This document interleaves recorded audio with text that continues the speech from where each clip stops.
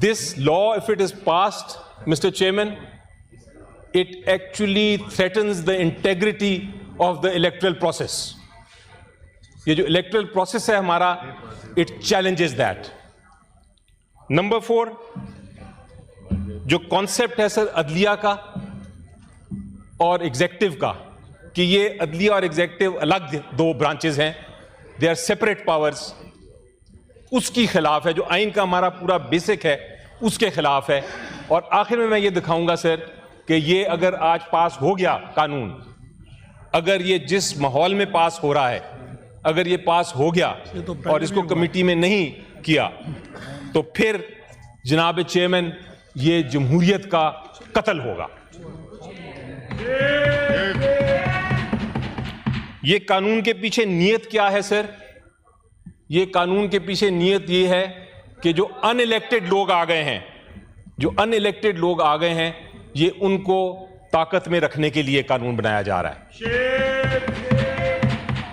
This is a law which will keep those who have been unelected in power, sir.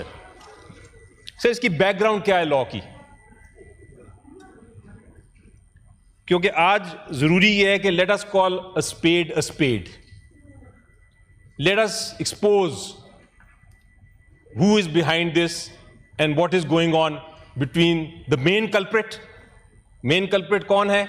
Election Commission of Pakistan and those people who are sitting in power. Let us expose the beneficiaries.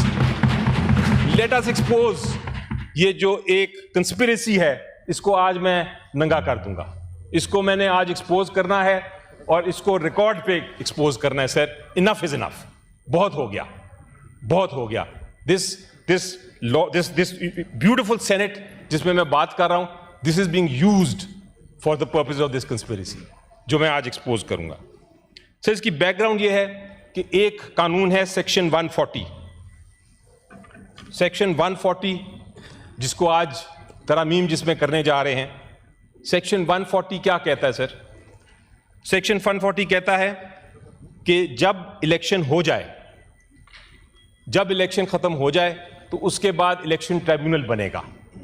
और जो 140 original था वो ये कहता था कि election जब हो जाए, इलेक्शन ट्राइब्यूनल के जो अपॉइंटमेंट है वो इलेक्शन कमीशन ऑफ पाकिस्तान करेगा।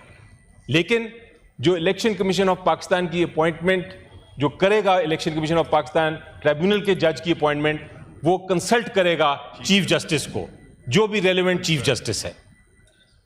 और अगर वो सिटिंग जज होगा या रिटायर्ड होगा, उसको कंसल्टेंसी करनी पड़ेगी जो चीफ जस्टिस की है।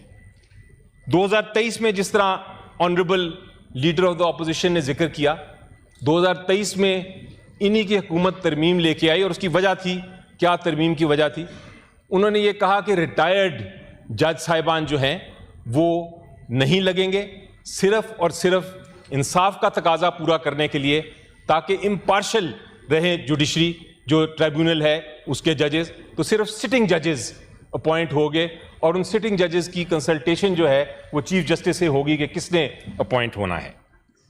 जो इलेक्शन हुआ हमारा पाकिस्तान का जनरल इलेक्शन, जो कि 8 फरवरी 2024 को हुआ, वो इसी तरमीम शुदा सेक्शन 140 के तहत हुआ सर। यानी कि जो तरमीम थी सेक्शन 140 की, जिसके तहत ट्राइब्यूनल ने बनना था और ट्राइब्यूनल सिर्फ सिटिंग जजेस पे बनना था, वो ट्राइब्यूनल की उस शिक के तहत इलेक्शन हुए।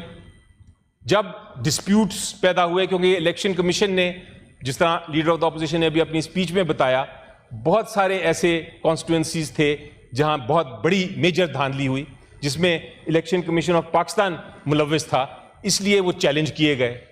जब वो चैलेंज किए गए तो इलेक्शन कमीशन ऑफ पाकिस्तान ने इसी सेक्शन, ये बड़ी अहम चीज़ है जनाब चेयरमैन, इसी सेक्शन 140 के तहत इलेक्शन कमीशन ऑफ पाकिस्तान ने दरख्वास्त दी chief justice of Lahore high court और बाकी सारे चीफ जस्टिस को कि आप काइंडली हमें इसके मुताबिक जो सिटिंग जजेस हैं अपॉइंट कर दें। लाहौर हाई कोर्ट के चीफ जस्टिस साहब ने 8 जज साहिबान का जिक्र किया जो सिटिंग जजेस थे, बड़े एमिनेंट जजेस थे, बड़े इम्पार्शियल जजेस थे, बड़े इंडिपेंडेंट जजेस थे, जिन्होंने इन सारे डिस्प्यूट्स का फैसला करना था। इलेक्शन कमीशन ऑफ पाकिस्तान ने उनमें से 4 को पिक एंड चूज कर लिया और कहा कि 4 हमें एक्सेप्टेबल हैं, 4 हमें एक्सेप्टेबल नहीं है, और टेरिटरीज भी उनको असाइन कर दी। झगड़ा चल गया Chief justice of Lahore high court और इलेक्शन कमीशन ऑफ पाकिस्तान के दरमियान। Chief justice of Lahore high Court ने रेफर कर दिया matter to a sitting bench of the Lahore high Court. Sitting जज साहब ने कहा कि आइन के तहत ये जो सिटिंग जज है उसका फैसला कि कौन होगा, वो फैसला सिर्फ और सिर्फ चीफ जस्टिस कर सकता है, इलेक्शन ऑफ कमीशन पाकिस्तान नहीं कर सकता। कंसल्टेशन का मतलब ये है। अब सर क्या हुआ, इलेक्शन कमीशन ऑफ पाकिस्तान ने उसको चैलेंज कर दिया सुप्रीम कोर्ट। आज सुप्रीम कोर्ट ऑफ पाकिस्तान में केस लगा हुआ था। सुप्रीम कोर्ट ऑफ पाकिस्तान ने भी यही कहा कि नहीं, ये जो इलेक्शन कमीशन ऑफ पाकिस्तान का इख्तियार अपॉइंटमेंट का नहीं है। सो ये झगड़ा इलेक्शन कमीशन ऑफ पाकिस्तान और जो हुकूमत जो चीफ जस्टिस साहब के दरमियान था, उसको ये हुकूमत अब ले आई है कानून।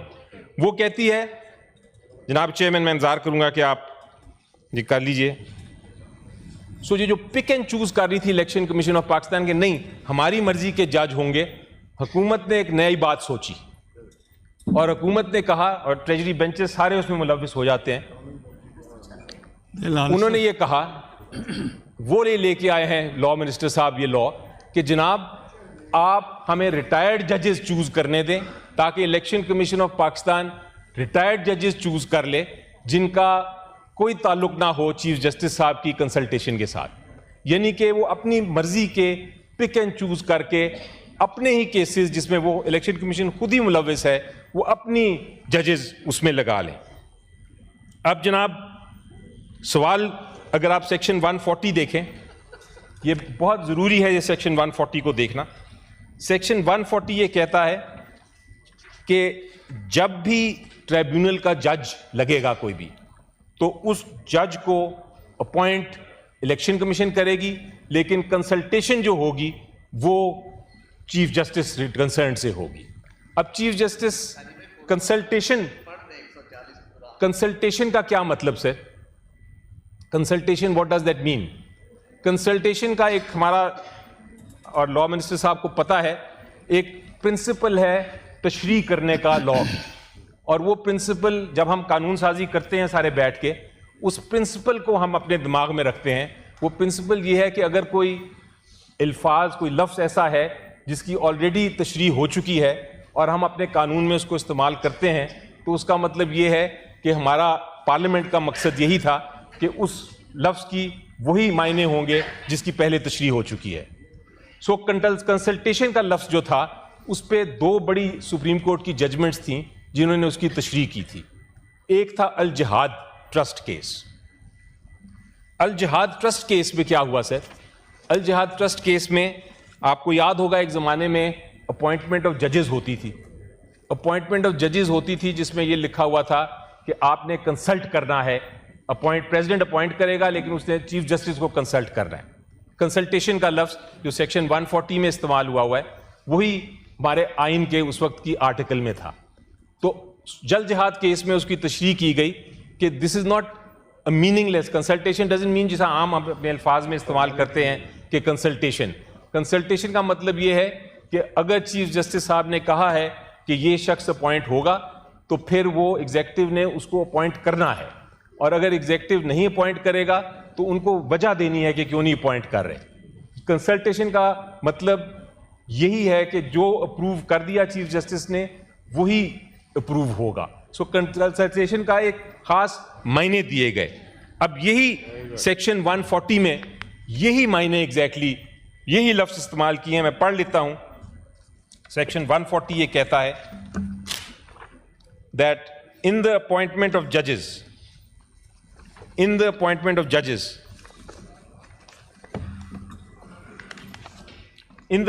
judges, the chief justice shall be consulted. So the appointment will be made with the consultation of the chief justice, which means कि chief justice जो कुछ कहेगा वही अप्रूव होगा। ये कानून है। अब दूसरा केस सर इंटरेस्टिंग हुआ, बहुत ही इंटरेस्टिंग, कि एक ट्राइब्यूनल की अपॉइंटमेंट का सवाल पैदा होगा, सर्विस ट्राइब्यूनल में किसको अपॉइंट करेंगे। वहां का कानून भी ये कहता था कि आप रिटायर्ड और नॉन रिटायर्ड लोगों को अपॉइंट कर सकते हैं, लेकिन वो कंसल्टेशन करेंगे आप चीफ जस्टिस की। उस पे केस सुप्रीम कोर्ट तक गया। उस केस का नाम है सर शेख रियाउल हक। शेख रियाउल हक में जो सुप्रीम कोर्ट की जजमेंट है उसके अल्फाज बड़े इंटरेस्टिंग हैं। वो कहते क्या है sir, as far as a sitting judge of the High Court acting as chairman of the tribunal is concerned, there is no difficulty in determining the tenure during which he shall hold the charge in addition to his own functions. Preferably, it will be appropriate and in the interest of institution if a sitting judge is not asked to perform his duties as chairman. If a retired judge of the High Court is to be appointed as chairman of the tribunal, selection should be made in consultation with the Chief Justice of the High Court in the case of a provincial service tribunal, and in consultation with the Chief Justice of Pakistan in the case of Federal Service Tribunal, who may nominate a retired judge. Therefore, the executive cannot be allowed to interfere in the process of appointment of such important functionaries of tribunals, who is required to be appointed independently, because while discharging its functions, the tribunal does not act as an executive body, rather performs judicial functions. If such a body tribunal is not in a position to enforce fundamental rights, including the right to have access to justice, because of the reason that when the appointment have to be made, they remain at the mercy of the executive, which is itself a litigant party in most of the cases before the tribunal, and no hope can be pinned on such a tribunal to discharge its functions independently. Basically, Supreme Court ने ये कहा कि अगर executive को आपने power दे दी कि वो retired जजेस को अपॉइंट कर सकते हैं, अपनी मनमानी कर सकते हैं, तो फिर वो जो एक्सेस टू जस्टिस का प्रिंसिपल है, जो आर्टिकल 9 है कॉन्स्टिट्यूशन का, जो कहता है कि ड्यू प्रोसेस फॉलो करना है, जो अब आर्टिकल 10A है जो कहता है कि फेयर ट्रायल होनी चाहिए, वो सब की खिलाफ वर्जी हो जाएगी sir. This is the importance of what we are discussing today. आज ये कहने जा रहे हैं लॉ मिनिस्टर साहब, इन्होंने ये कहा कि जनाब हम इसलिए लेके आ रहे हैं ये कानून, हम इसलिए लेके आ रहे हैं क्योंकि ये कानून से बहुत बर्डन है हाई कोर्ट के ऊपर, और हाई कोर्ट के जो जज साहिबान हैं उनके पास इतना वक्त नहीं है कि वो ट्राइब्यूनल को पूरी तरह अपना वक्त दे सकें। इसलिए हमने ये तरमीम लेके आई है ताकि हम रिटायर्ड जजेस को ले आएं। अब पोजीशन ये है कि हाई कोर्ट के जज साहब ने तो ये नहीं कहा, किसी भी chief justice of high Court ने ये नहीं कहा कि हमारे पास कमी है जजेस की, या हमें रिटायर्ड जजेस चाहिए, या हमारे पास वक्त नहीं है। ये हुकूमत किस तरह अज्यूम कर रही है, एग्जीक्यूटिव स्टाइल, एग्जीक्यूटिव किस तरह अज्यूम कर रहा है कि जुडिशरी को ये चाहिए या नहीं चाहिए। This law sir is an interference with the independence of the judiciary. जज साहिबान लगाए हैं चीफ जस्टिस ने, दे आर सिटिंग जजेस ऑफ द हाई कोर्ट। ये कानून ला के हम उन सिटिंग जजेस से ये जो केसेस हैं ये वापस लेना चाहते हैं, जिनके पास ट्रिब्यूनल्स बन गए हैं, केसेस उनके पास पड़े हैं, केसेस वो सुन रहे हैं, उन केसेस को ये वापस ले जाना चाहते हैं इस कानून के जरिए। Let us not become part of this conspiracy sir. Thank you sir, thank you sir. I am not finished yet sir, sir I am not finished yet sir. जो कॉन्स्टिट्यूशन है हमारी, आर्टिकल 175 क्या कहता है, let us understand that. Article 175 ये कहता है sir कि एग्जीक्यूटिव और जुडिशरी को सेपरेट होना है, एग्जीक्यूटिव और जुडिशरी को एक दूसरे से अलग होना है। यही हमारी कॉन्स्टिट्यूशन की बुनियाद है। इसी तरह आर्टिकल 10 है हमारी कॉन्स्टिट्यूशन का बुनियाद है कि आप अपना जज ऑफ योर ओन कॉज नहीं हो सकते, आपने इंडिपेंडेंट रहना है। यहां क्या करने जा रहे हैं ये, सबसे पहले तो पावर जो ट्राइब्यूनल की है, बनाने की पावर जो चीफ जस्टिस की है, वो लेके इलेक्शन कमीशन को दिया जा रहा है, और इलेक्शन कमीशन जो है अब वो अपने खुद ही फैसला करेगी कि हमने किस रिटायर्ड जज को लेके आना है। ऑब्वियसली वो अपनी मनमानी करेंगे, अपने जज अपनी मर्जी के लेके आएंगे, और उसके बाद ये जो इलेक्शन ट्राइब्यूनल्स हैं उसमें अपना फैसला करेंगे। मकसद ये है कि जो अनइलेक्टेड लोग हैं वो कंटिन्यू करते रहें पावर में। ये है सारी स्कीम का गेम। दूसरी बात ये है सर कि 175 का जिक्र किया मैंने। 175 ये कहता है कि एग्जीक्यूटिव जो है वो अलग हो। इलेक्शन कमीशन ऑफ पाकिस्तान को आप ताकत दे रहे हैं कि वो अपॉइंट करे। ये भी जो आपकी अल जिहाद जजमेंट है उसमें लिखा हुआ है कि गैर आईनी चीज़ है। किस तरह हम बैठे हुए इधर ये सारा सोचते हुए समझते हुए हम ये किस तरह ये कानून पास कर दें, किस तरह हम इस कानून को मान लें जस्ट बिकॉज लॉ मिनिस्टर साहब ने आके एक वन लाइनर दे दी। ठीक है, ये बहस हो गई होगी, नेशनल असेंबली ने पास कर दी होगी, बट दिस इज सेनेट। हम सेनेट में रिप्रेजेंट कर रहे हैं पूरी कौम को, हम पूरे प्रोविंसेस को रिप्रेजेंट कर रहे हैं और एट पैरिटी कर रहे हैं, हम एट पार कर रहे हैं, हम बराबरी का इस वक्त रिप्रेजेंटेशन कर रहे हैं। हमें डिबेट करने का मौका आपको देना चाहिए था sir. This is not, this is आपको दिया है। अब दे रहे हैं, लेकिन आफ्टर ये जाना चाहिए था कमेटी में। This matter should have been debated in the committee. ये जो बुलडोजिंग का कॉन्सेप्ट है सर, इसी की वजह से हमारी साख खत्म हो रही है, और ये इसको मैं बार बार हर बार मैं कहूंगा कि I am objecting to this. अब सर, थैंक यू। अब सर, प्लीज वाइंड अप। अब सर जो ईसीपी है, इसकी मैं आखिरी बात ये करना चाहूंगा कि सारा ये जो, एंड आई वांट टू से इट ऑन द रिकॉर्ड, ये सारा जो क्राइसिस बन रहा है इस मुल्क में, जितना क्राइसिस बन रहा है हमारा, स्टार्टिंग फ्रॉम द डे जब ये इलेक्शन नहीं करा रहे थे। कौन आया था कि हमने 90 दिन में इलेक्शन नहीं कराने, हालांकि आइन वॉज वेरी क्लियर, आइन बिल्कुल वाजे था। कौन आया था sir? Election Commission of Pakistan. उसको किसने ज्वाइन किया था? उसको हमारे जो ऑपोजिशन पार्टी, जो ट्रेजरी बेंचेस हैं, उन्होंने कहा था कि 90 दिन में हम इलेक्शन करा ही नहीं सकते, ये नहीं होगा।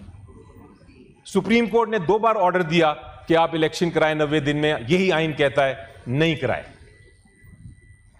हुकूमत, केयर टेकर हुकूमतें चलती रहीं। किसने किया? इलेक्शन कमीशन ऑफ पाकिस्तान भी, और वो भी मुलविस रहे। जब इलेक्शन हो गया, उसके बाद जब डिस्प्यूट हुआ, हमने कहा चलें हम इलेक्शन कमीशन ऑफ पाकिस्तान के बाद हम आजाद अदलिया के पास जाते हैं। अब आजाद अदलिया जब आके इन केसों को फैसला करने जा रही है, तो ये कहते हैं कि हमें आजाद अदलिया मंजूर नहीं। क्यों? क्योंकि वो इंसाफ करेंगे। क्यों? क्योंकि वो फैसला करेंगे कि वाकई धांधली हुई है। तो इनका क्या है? उसका जवाब क्या है कि चलें इस तरह करते हैं कि अपनी मर्जी के जज लगा देते हैं जवाब। This is what is happening sir. ये जो मर्जी कह लें कि हम इसको बड़ा अच्छे प्रिंसिपल के लिए कर रहे हैं, हम जुडिशरी की मदद कर रहे हैं। जुडिशरी ने कब मदद मांगी इनसे? जुडिशरी ने तो बल्कि उल्टा कहा है कि हम अपने फैसले करना चाहते हैं। जो केस यहाँ के जज साहब को दिया, जहांगीरी साहब को, जस्टिस जहांगीरी साहब को ट्राइब्यूनल में बनाया, इलेक्शन कमीशन ऑफ पाकिस्तान क्या कहती है कि हमें ये सिटिंग जज मंजूर नहीं है, इनकॉम्पिटेंट है। उनको बुलाया गया, हाई कोर्ट ने फिर दोबारा फैसला किया और कहा कि आप क्या बात कर रहे हैं इलेक्शन कमीशन ऑफ पाकिस्तान। ये जो केस चल रहा है सर इतने दिनों से सुप्रीम कोर्ट ऑफ पाकिस्तान में, जजेस की लाइव उसकी रिकॉर्डिंग हो रही है। आपने जजेस की ऑब्जर्वेशन सुनी है इलेक्शन कमीशन ऑफ पाकिस्तान के बारे में? वो कह रहे हैं कि आप मुलविस हैं। अब इलेक्शन कमीशन ऑफ पाकिस्तान की मदद करने के लिए खुदा के वास्ते इस सेनेट को ना इस्तेमाल करें sir. Thank you, thank you. We cannot tolerate this, sir. Don't disturb. Thank you. Now I give the floor. एक minute, please. I give the floor to Senator Farooq H. Naik, क्योंकि उनका बार बार नाम लिया गया। Thank you, Chairman Sahab. I've got greatest of respect for my friend Ali Zafar Sahab. मैं practicality और ground realities